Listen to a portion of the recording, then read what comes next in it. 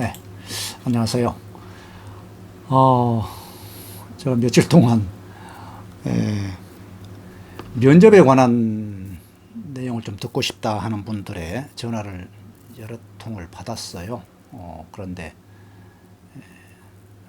뭐 특별하게 면접 과정에 대한 강의를 따로 한다는 것이 애매하고 해서 주저하고 있다가 오늘 간단하게 아침에 또 어제 저녁에 또 어느 분으로부터 전화를 받고 이래서는 안 되겠다 싶어서 면접관으로서 면접관이 참여 4년간 제가 이제 면접관을 하면서 느꼈던 것들을 간단하게 도움을 드리기 위해서 좀 정리를 했습니다. 한번 보시면서 좀 준비를 하시면 좋겠어요. 너무 시간이 늦어서 좀 미안합니다. 다음번에 조금 더 정리를 잘해서 도움을 드리도록 할게요. 자, 이제 그런 내용이고요. 제가 앞에 이제 그런 내용을 간단히 썼습니다. 그리고 한 가지 좀 하면서 진행하면서 좀 부탁이 좀 말씀이 있는데, 시험에 합격하신 분들 있잖아요. 필기나 면접에 합격하신 분들, 이 공간에 좀 올려주셨으면 좋겠어요. 합격 후기나 개인적으로 전화 주신 것도 감사한데 그렇게 해야 우리 이제 많은 사람들이 도움을 받을 수가 있고, 여러분들이 한 말씀 한 말씀에 의해서 새로운 용기를 얻고 또 힘을 낼 수가 있거든요. 또 저도 마찬가지고요. 이 카페에 작게나마 글을 올려주시면 저도 이제 여러분과 함께하는 이러한 보람을 느끼게 됩니다. 그래서 주저하지 마시고 저 개인적으로 이렇게 전화 주시고 감사합니다 한 것도 중요하지만 이곳을 통해서 그런 표현을 좀 활발하게 해주시면 고맙겠다는 말씀을 드립니다. 네, 자 볼게요. 일반적으로 여러분들 이제 대부분 잘 아실 거예요. 워낙에 많이 면접에 대한 고민들을 하셨으니까 그런 내용들은 그냥 보시면 됩니다. 여러분들 현장에 가시면 먼저 뭘 하신다? 경험 상황 면접 과제를 작성을 합니다. 시간을 주죠. 미리 작성을 합니다. 그리고 5분 발표 과제를 검토해서 이제 면접을 하게 됩니다. 그럼 이제 발표장에 들어가면 먼저 5분 발표 과제를 먼저 이제 보게 되죠.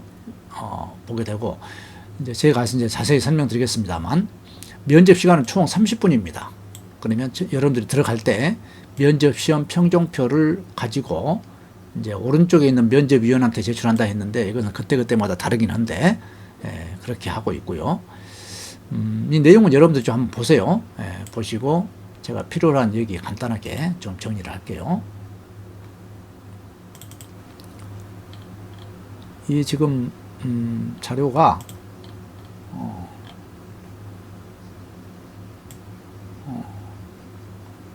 지금 녹화가 시간이 좀 한정이 돼 있어서 좀 가능하면 좀 빨리 할게요. 준비 과정입니다.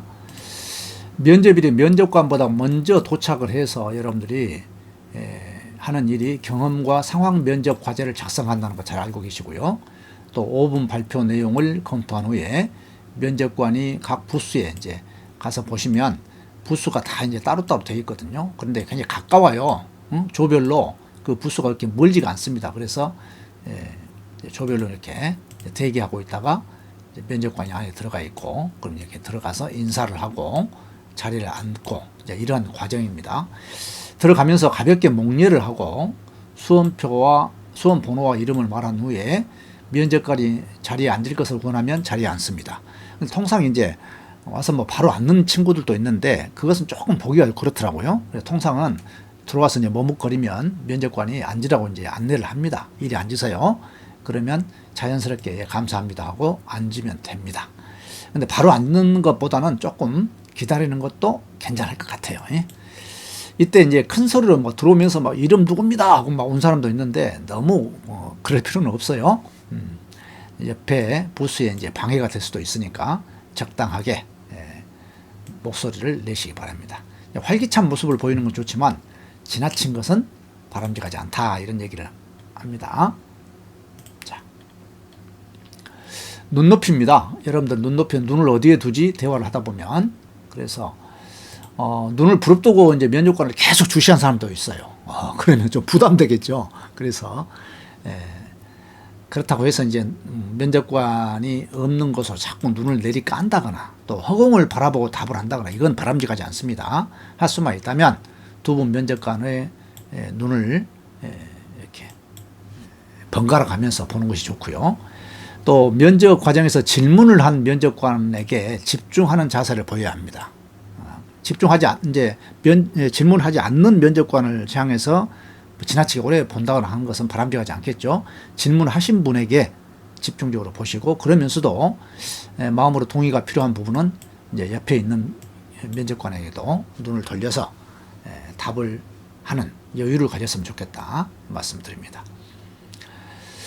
면접관 입장에서요, 제가 이제 면접관으로서 이제 생각을 말씀드리면 수험생에게 집중해서 얼굴을 들고 수험생을 응시하는 경우도 있지만 대부분은 자료를 봅니다.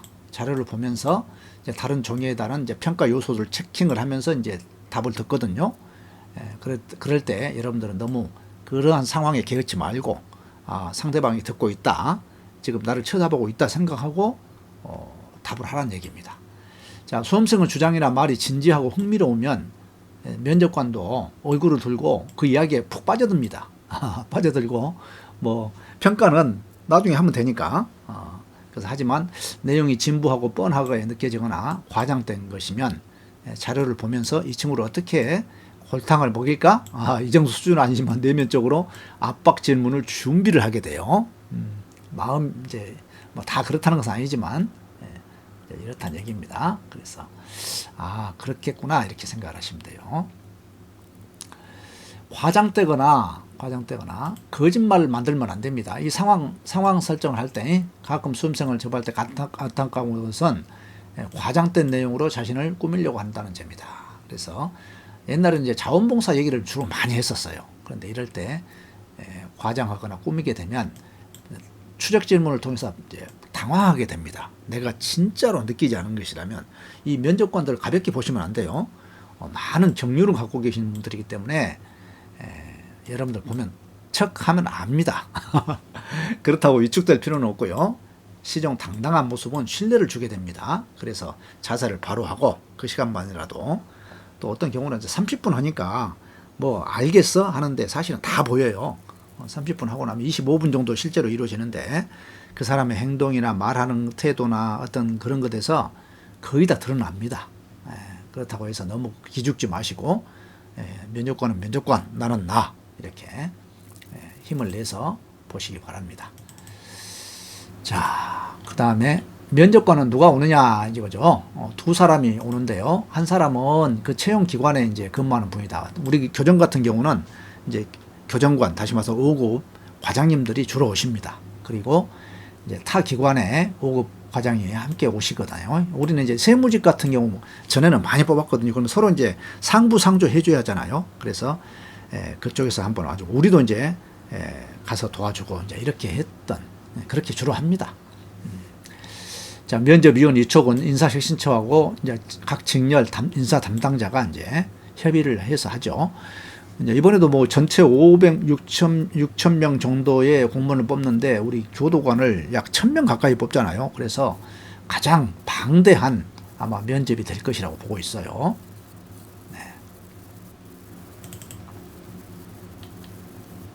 그 다음에 면접위원들은 어떻게 준비하는가 이게 잠깐 볼 필요가 있습니다. 이분들이 전에는 이런 교육 없이 그날 아침에 가서 이제 면접위원 교육 받고 바로 투입이 됐었는데 지금은 인사혁신처에서 3박 4일 동안 교육을 시킵니다. 그래가지고 면접 전문 요원을 양성을 하고 있어요. 그래서 이분들이 상당히 훈련된 분들이다. 이 점 알고 계시고요.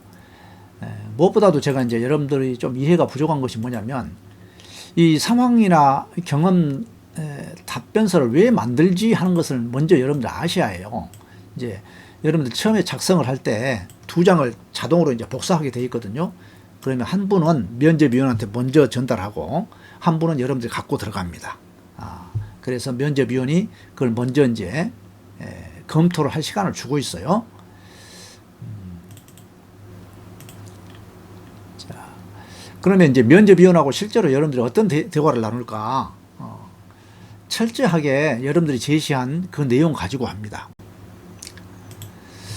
한 가지 여러분들이 주의하실 것은 이 면접 자체가 완전한 블라인드로 이루어진다는 사실을 알고 계셔야 합니다. 그래서 실제로 이제 30분 정도의 면접이 이루어지지만 실제로 가능한 시간은 20 내지 25분이거든요.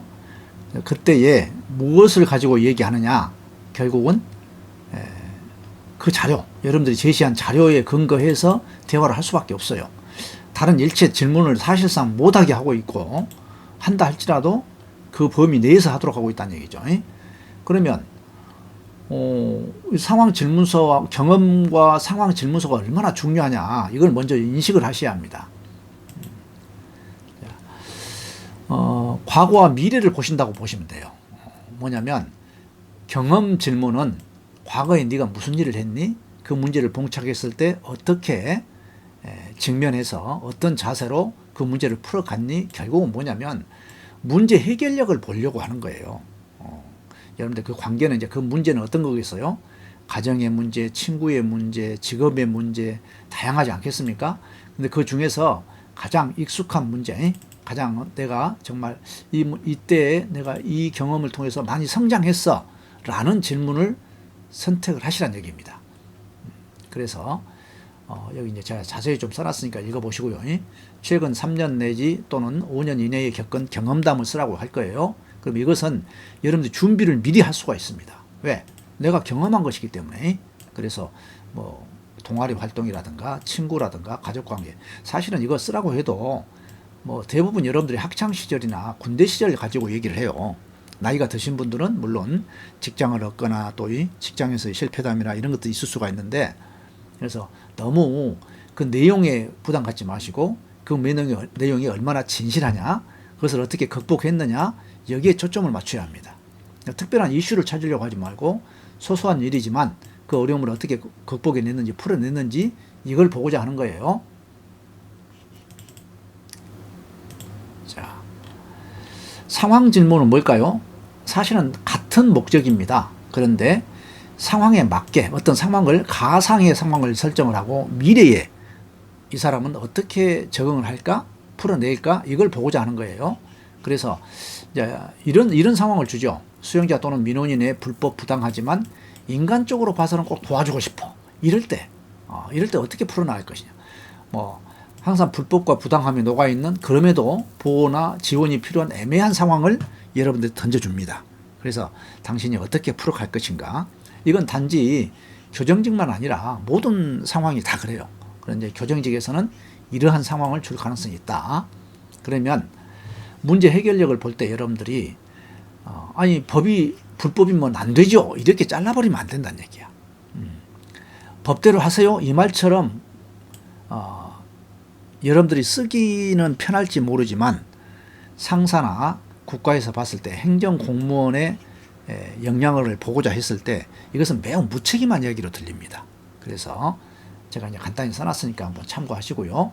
어떻게든지 문제를 해결하는 방향으로 적법한 절차에 따르되 그 사람을 어떻게 보호하고 지원해 줄 것인가, 이런 데 대한 여러분들의 넓은 마음을 보고자 하는 데 있다, 이렇게 보시기 바랍니다.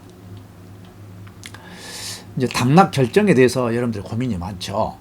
그런데 예전에는 한 조에서 무조건 두세 명을 떨쳐내는, 탈락시키는 방법을 썼거든요. 이게 사실은 굉장히 불합리하고 또 조별로 떨쳐내야 하기 때문에 이 면접관들의 입장에서도 굉장히 곤혹스러운 것들이 사실이에요. 근데 지금은 어떻게 바뀌었어요? 최우수자는 무조건 합격시키고, 자, 최우수자는 무조건 합격시킵니다. 그 다음에 도저히 이 사람은 안 되겠다 싶으면 그냥 무조건 떨치는 것이 있어요. 그렇게 하고 나머지는 뭐예요? 필기 성적 순으로 정하도록 하고 있다. 그래서 매우 이제 합리적이 됐습니다. 여러분들 중에 내가 설사 필기 성적이 1등이다.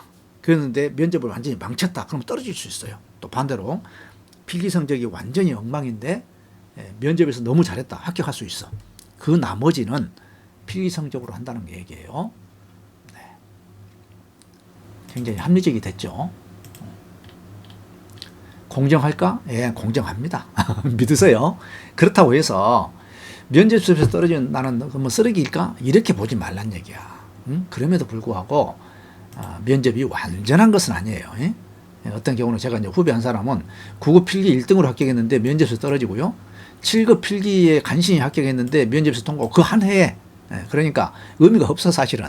굉장히 주관적이라는 얘기죠. 면접이. 어쨌건 그럼에도 불구하고 제가 이제 드리는 말씀은 정확한 잣대는 아니지만 임용권자는 임용권자대로 또 여러분들은 여러분대로 최선을 다하는 것이 면접 과정이다. 완벽한 제도가 있을 수 있겠습니까?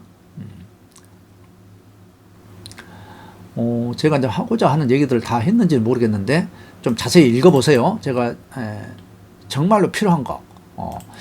면접 과정에서는 여러분들이 뭐 형식에 너무 뭐 지나치게 또 몰두해 있기도 하고 또 어때요? 뭐 내용 가지고 여기 제가 지금 면접 자료를 올려놨는데 이 자료는 참고만 하세요. 너무 뭐 안에 보니까 내용이 너무 많아. 그래서 그런 내용들을 물어볼 시간이 없습니다. 면접관이 여러분들이 만들어 놓은 제시한 경험 질문지, 상황 설정에 대한 질문지 이 두 가지가 핵심이에요. 다른 것들은 갖고 있지 않기 때문에 그걸로 해서 꼬투리를 잡아도 그걸로 잡고 압박 질문해도 그걸로 한다는 거 먼저 기억하시고 그러나 기본적으로 교정 공무원으로서 갖춰야 할 자세나 또 기본적인 내용들은 이제 알고는 가야겠죠. 너무 그런데 그거에 몰두하지 말란 얘기예요. 오히려 내가 경험 질문을 어떻게 만들지 그 경험 질문을 내가 이렇게 했을 때 경험을 서술했을 때 상대방이 뭘 물어볼까 이 고민을 집중적으로 하셔야 해요.